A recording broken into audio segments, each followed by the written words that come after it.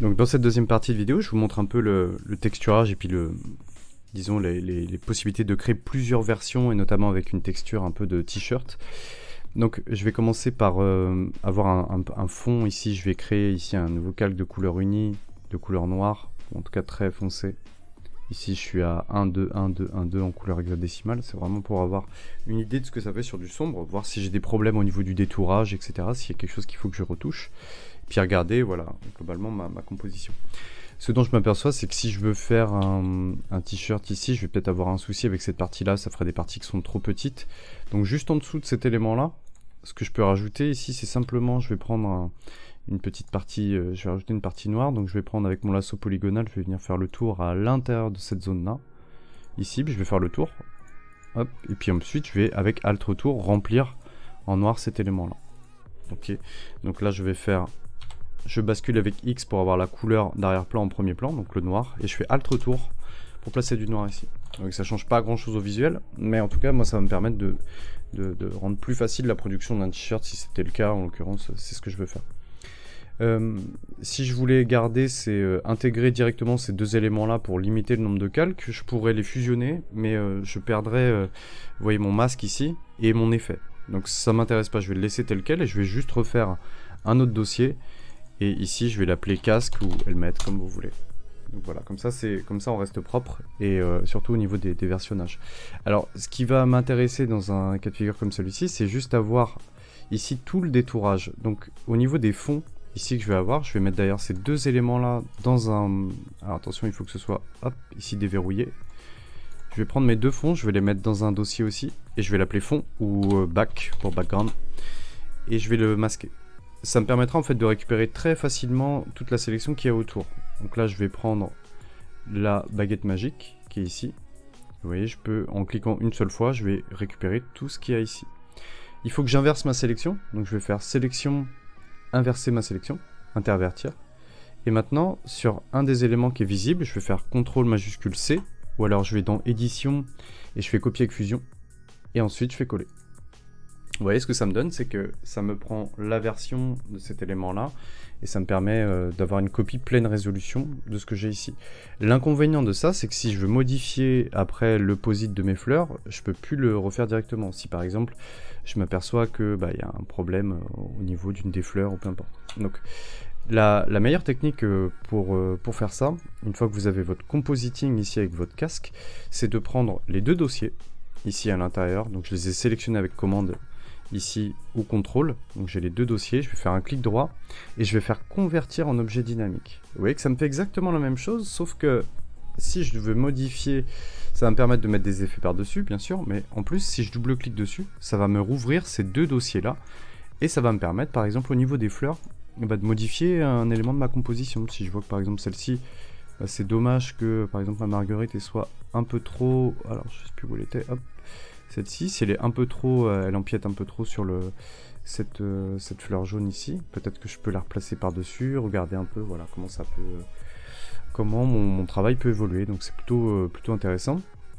Celle-ci, du coup, on la voit plus beaucoup, donc voilà, bon après c'est vraiment un travail de compositing à votre libre choix, mais là par exemple je pourrais remettre une marguerite par-dessus pour lui faire un petit nez. Moi je suis pas fan, ou alors on pourrait tester avec d'autres éléments comme ça. À voir. Donc là après tout est possible, mais en tout cas le fait de travailler avec des objets dynamiques me permet de revenir en avant, en arrière et de faire ce que je veux. Une fois que c'est fait, je fais CTRL S, je range bien mon dossier, je range mon casque. Ça change rien si on le range pas, mais c'est plus par acquis de conscience. Donc j'ai enregistré mon calque, mon casque.psb, je ferme, et vous voyez que dans ma V2, il a bien pris les modifications directement.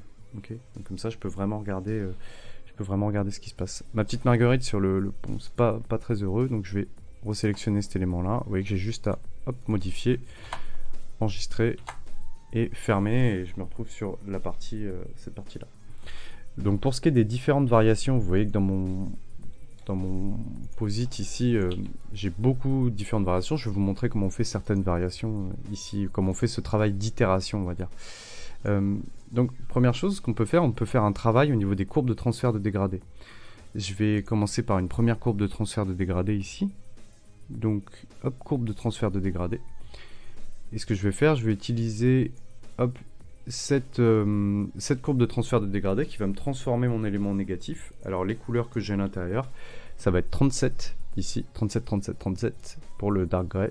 Et pour celle-ci, je crois que c'est un noir. Ouais, c'est quasiment du noir complet, 0, 0, 0. Et ce que ça va faire, comme les couleurs qui sont sur la gauche sont destinées aux éléments foncés, comme je mets du clair à l'intérieur, et l'inverse, c'est-à-dire que sur les éléments qui sont censés représenter le clair dans la partie droite, je mets du foncé, ça le transforme en négatif. Moi, ce qui m'intéresse, c'est plutôt d'avoir cette courbe de transfert plutôt directement posée sans le fond, pour voir ce que ça va faire. Donc là, je suis pas trop mal. Simplement, ce que ça me permet de faire, c'est d'avoir une version ici. Donc je vais reprendre ma sélection, et par-dessus, je vais faire mon copier avec fusion. Donc comme tout à l'heure, édition, copier avec fusion, et ensuite coller. Et je me retrouve avec cet élément-là. Ce que ça me permet de faire, ça, c'est d'avoir un élément qui est en noir et blanc sur lequel on va pouvoir jouer et rajouter d'autres courbes de transfert de dégradé. Donc, en l'occurrence, pour cet élément-là, on va venir rajouter ici une autre courbe de transfert de dégradé. J'ai créé une autre courbe de transfert de dégradé, moi qui me plaît plutôt bien. Qui va être composée de ces différents éléments-là. Donc la première couleur ici qu'on a, je vous la laisse ici, c'est 290 à 59. Puis, je vais avoir un orange, ici, qui est un orange tout à fait classique. Hein, y a pas de... Vous n'êtes pas obligé de reprendre le même code couleur. Je vais avoir un orange un tout petit peu plus clair. Donc, je suis juste remonté ici en termes de chaleur dans la roue chromatique. Donc le FF7C00. Et puis ensuite, je vais avoir quelque chose d'assez clair ici.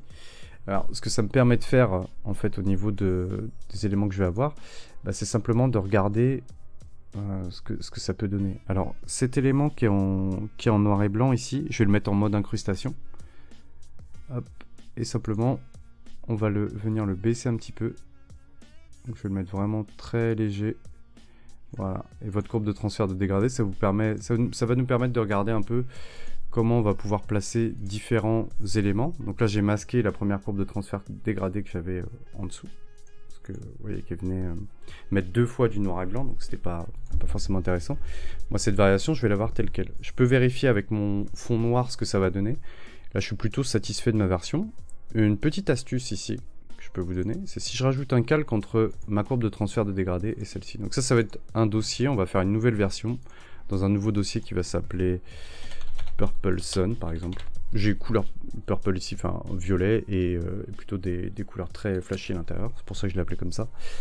On peut par exemple, donc sur un nouveau calque entre la courbe de transfert de dégradé et le masque en noir et blanc, donc si vous avez bien suivi, si je viens peindre en blanc sur un de ces éléments là, donc avec une petite courbe comme ça, forcément ça va venir éclairer à fond ces éléments là. Si je viens peindre en noir, ça va les obscurcir et venir les placer en violet. Donc ça veut dire que si je viens peindre ici en gris, ça veut dire que ça va faire une couleur qui est un peu moins forte. Et ce que je pourrais faire, c'est appliquer avec un masque d'écrêtage ce calque 2 uniquement à mon casque en noir et blanc. Donc je maintiens Alt ou Option et je clique entre les deux calques. Ça va venir s'appliquer uniquement sur cet élément-là. Donc vous voyez ce que ça fait, c'est que ça vient modifier un peu les différents contrastes et les différents éléments. Donc je pourrais venir par exemple, rajouter un peu d'éléments ici. Je peux venir jouer et venir saturer ou venir ici assombrir, si je veux mettre du noir ici, mes différents éléments que je vais avoir à l'intérieur. Donc là je suis avec un flux qui est pas très important, je suis qu'à 25%, mais plus j'augmente la taille, enfin l'opacité de cet élément là, plus évidemment ça va se voir. Donc en tout cas voilà, ça me permet d'avoir une première version par rapport à la version initiale que j'avais. Okay. Ce qu'on peut faire également là-dedans, c'est rajouter une texture, je vous en parlais, de jersey. Alors pour créer cet élément là, ce qu'on va faire, on va aller dans édition et motif, on va venir ici, alors édition, et au niveau de remplir, voilà, je fais édition remplir, vous avez ici avec un motif personnalisé. Ce qu'on va pouvoir venir faire ici, c'est dans la petite roue dentelée, vous allez cliquer sur la roue dentelée et vous allez venir charger un motif. Ici donc dans les sources que je vous ai données, vous allez vous retrouver avec ce paper pattern, donc un modèle de papier, un motif de papier. Je vais le charger ici, donc je me retrouve avec cet élément là, donc je vais remplir avec ce motif là. Okay. Attention, il fallait bien que je remplisse non pas dans le masque mais sur un nouveau calque qui soit vierge. Donc là je vais utiliser un même chose, édition, remplir avec le motif. Ok, si vous n'avez pas, ou si vous êtes sur un autre logiciel que Photoshop, je vous ai laissé aussi la texture en 1000 pixels par 1000 pixels, telle quelle. Ce qu'il faut bien voir ici, ce qui m'intéresse dans cette variation, c'est juste les petits grains ici. Donc je vais pareil utiliser le mode produit, voilà, pour faire ressortir uniquement ces éléments-là. Si vous voulez un jersey plus clair, j'ai uniquement à inverser les deux, et non pas cette fois-ci à le passer en mode produit, mais cette fois-ci je vais le passer plutôt en éclaircir. Donc là, vous allez avoir un jersey clair, ok. Donc c'est les deux méthodes que j'utilise pour créer cette sensation qu'on a un t-shirt. Donc du coup on voit beaucoup mieux ce qui peut se passer à l'intérieur. Donc voilà pour ce qui est du versionnage. Au niveau de ici, maintenant ce que ça vous permet quand vous avez des dossiers, c'est simplement de les masquer. Alors je suis pas fan du jersey clair, je vais le remettre comme c'était voilà, juste avant. Voilà, plutôt jersey foncé pour celui-ci. Et puis on va pouvoir voir nos différentes variations qu'on pourrait faire. Ce que j'aime bien faire moi dans un cas de figure comme celui-ci, c'est regarder simplement en faisant encore une fois CTRL A, c'est-à-dire je vais dans sélection, tout sélectionner, édition, copier avec fusion, oui je peux faire avec un raccourci aussi, hein, et faire coller. Et on peut tester aussi avec, soit en replaçant une courbe de transfert de dégradé, ou alors on peut venir par exemple le mettre en inversé. Là j'ai fait négatif, donc image négatif, et vous voyez que forcément le violet est devenu vert, tout ce qui était rouge est devenu bleu, donc ça me permet d'avoir un versionnage qui est intéressant. Donc là par contre ici je vais peut-être venir rajouter donc non seulement la partie jersey par dessus pour qu'on voit ce que ça donne et qu'on voit si c'est mieux, je peux venir aussi rajouter mon le casque. Alors le casque il était caché dans mon élément qui était dynamique ici. Donc soit on peut le reprendre, je vais venir juste le rattraper ici, mon casque qui était là. Donc je vais faire hop, juste un glisser ici de cet élément là. Voilà, je vais le remettre par dessus. Simplement ce qui m'intéresserait serait de l'avoir en blanc. Donc ce que je vais faire ici, je vais le repositionner exactement comme il faut. Je vais venir inverser hop, cet élément là. Et au lieu de le passer en produit, ici, je vais le mettre en incrustation.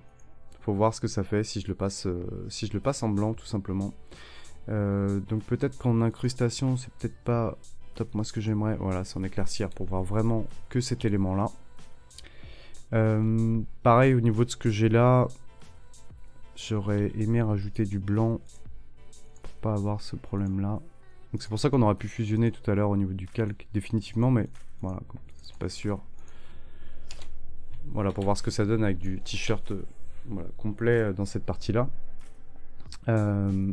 Donc à partir du moment où j'ai cet élément là, je peux m'amuser à faire du versionnage directement.